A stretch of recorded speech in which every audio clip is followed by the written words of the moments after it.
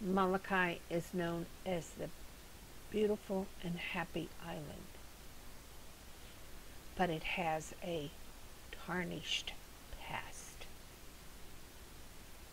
Let me tell you the story of this past. From the time that Captain James Cook found the Hawaiian Islands in 1778 to 1840, the Hawaiian population declined by 84%. Because of the islanders' lack of immunity to the new diseases, they suffered high rates of infection and death from smallpox, cholera, whooping cough, as well as leprosy. It is believed that Chinese workers carried leprosy, later known as Hansen's disease, to the islands in 1830 and 1840s. Sugar planters were worried about the effects of their labor force and pressured the government to take action to control the spread of leprosy.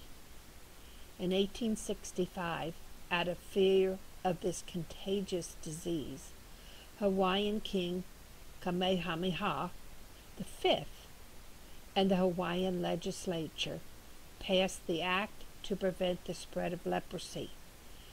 This law quarantined the lepers of Hawaii to be moved to a settlement colony of Kalawao on the eastern end of the Kalapapa Peninsula on the island of Molokai.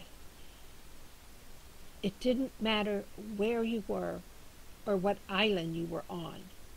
If you were under suspicion, you were taken from your family, examined, and immediately removed to Kalawao. Didn't matter if you were a husband, father, a wife, a mother, or child. Since there was no cure, this was a death sentence, as you never saw your family again. From 1866 through 1969, a total of about 8,500 Hawaiians were sent to Kalapapa Peninsula for medical quarantine by the Hawaiian government and legally declared dead. This public health measure was continued after the kingdom became a U.S. territory. Patients were not allowed to leave the settlement nor have visitors and had to live out their days here.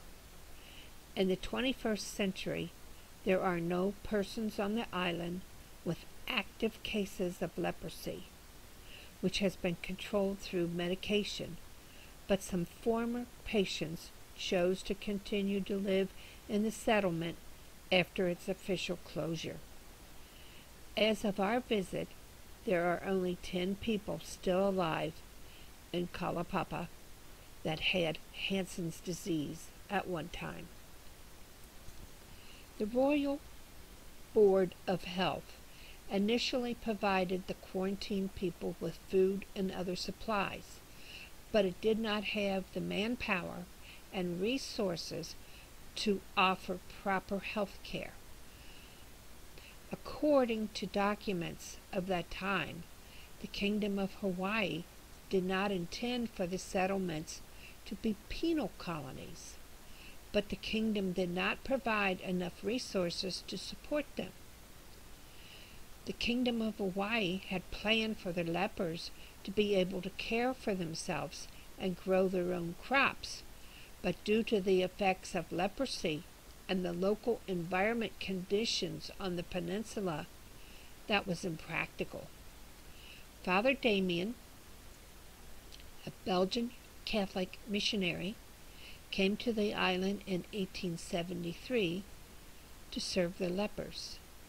In 1886, Brother Joseph Dutton went to the colony to aid the dying Father Damien.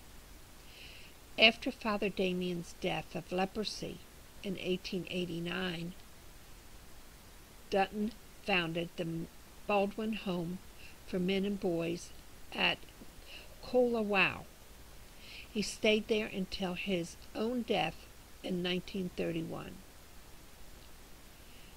Mother Marian Cope of the Sisters of St. Francis of Syracuse, New York, brought 6 of her sisters to work in Hawaii with leprosy sufferers in the late 19th century, also serving on Molokai. She died in 1918. Later, the settlement of Kalapapa was developed.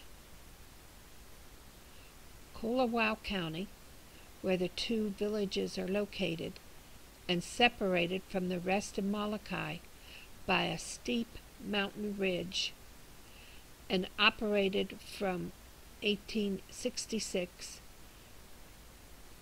to 1969. Because Kalapapa had a better climate and sea access, it developed as the main community.